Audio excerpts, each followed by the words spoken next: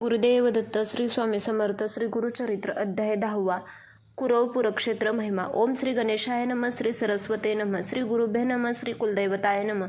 सिद्ध मुनींचे बोलणे ऐकून नामधारकाने त्यांना विचारले, कुरवपुराचे महात्म्य कशा प्रकारे झाले? आपण म्हणता श्रीपाद श्रीवल्लभ कोठेही गेले नाहीत, ते कुरवपुरात सूक्ष्म रूपाने कायमचे राहिलेले आहेत. परंतु पुढे असेही सांगता की श्री दत्तात्रयांचे अनेक अवतार झाले, हे कसे काय? नामधारकाने असे विचारले असता सिद्धमुनींनी म्हणाले, अरे श्री गुरूंचे महात्म्य काय विचारतोस?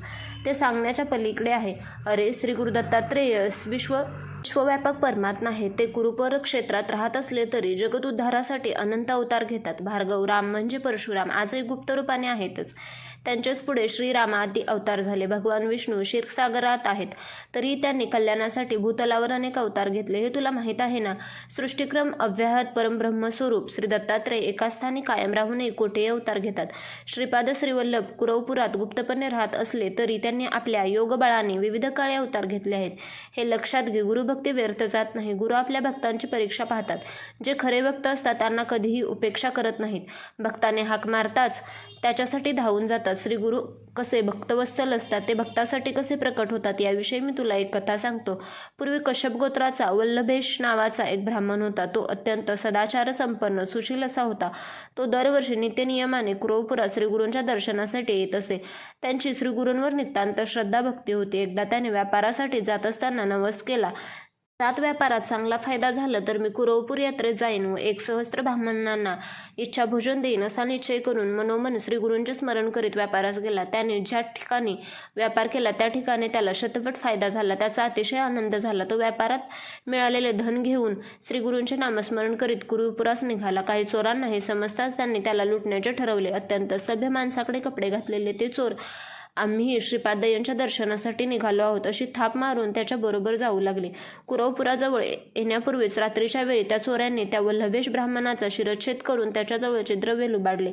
त्या क्षणी भक्तांचे कैवारी कुरवपुरावासी श्रीगुरु श्रीपाद धिप्पाड देह धारण करून एका हातात त्रिशूल व दुसऱ्या हातात खडक घेऊन चोरांच्या पुढे प्रकट झाले. त्यांनी त्रिशूळाने त्या चोरांना ठार मारले, परंतु श्रीगुरु श्रीपादांना पाहता क्षणी त्यातील एक चोर पळाला होता. तो नंतर त्याच्या पुढे आला आणि हात जोडून म्हणाला, हे कृपावंत जगन्नाथा, मी निरपराधी आहे. हे माझ्याबरोबर असलेले या ब्राह्मणाला मारतील याची मला कल्पना नव्हती. मी केवळ त्यांच्याबरोबर प्रवास करीत होतो. इतकेच, आपण सर्वज्ञ आहात. माझे अंतःकरण आपणास समजते. हे ऐकून श्रीपाद येतीने त्याला जवळ बोलावले. त्याच्या हातात विभूती देऊन म्हणाली, ही विभूती मृत झालेल्या ब्राह्मणावर टाक.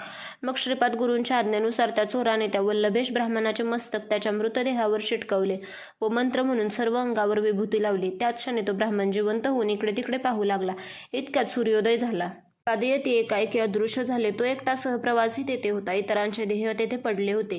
ती प्रेते पाहून वल्लभेश ब्राह्मणाने विचारले, या माणसांना कोणी मारले? त्यावर तो सहप्रवासी म्हणाला, हे सगळे चोर होते. त्यांनी तुला ठार मारून तुझ्याजवळचे धन लुबाडले होते. पण त्याच वेळी एक धिप्पाड तपस्वी आले. ते जटाधारी होते. त्यांनी अंगाला भस्म लावले होते. त्यांच्या हातात त्रिशूळ व खड्डग होते. त्यांनी त्या चोरांचा वध केला. मी त्यांना शरण गेलो. त्यांनी तुझ्या शरीरावर विभूती लावून मंत्र म्हणून तुला जिवंत केले. ते लगेच अदृश्य झाले. त्यांनीच तुझे रक्षण केले. ते भगवान शंकर असावेत असे मला वाटते. वल्लभेश ब्राह्मणाने हे ऐकले. त्याचबरोबर जे धन होते त्या चोरांच्या जवळ होते. ते पाहून त्यांची खात्रीच पटली. मग तो सगळे धन घेऊन कुरवपुरास गेला. त्याने श्रीगुरूंची मनोभावे पूजा केली. मग त्याने 1,000 ब्राह्मणांना भोजन घातले. त्याने आपला नवस पूर्ण केला. असे अनेक भक्त कुरवपुरास येतात व श्रीपाद श्रीवल्लभांच्या चरणपादुकांची मनोभावे पूजा करतात. श्रीगुरु कुरवपुरात अव्यक्त रूपात राहून आपल्या भक्तजनांचे रक्षण करीत असतात. सिद्धयोगी नामधारकाला म्हणाले, कुरवपुराचे व तेथे अदृश्य रूपात असलेले श्रीपाद श्रीवल्लभांचे महात्म्य असे आहे.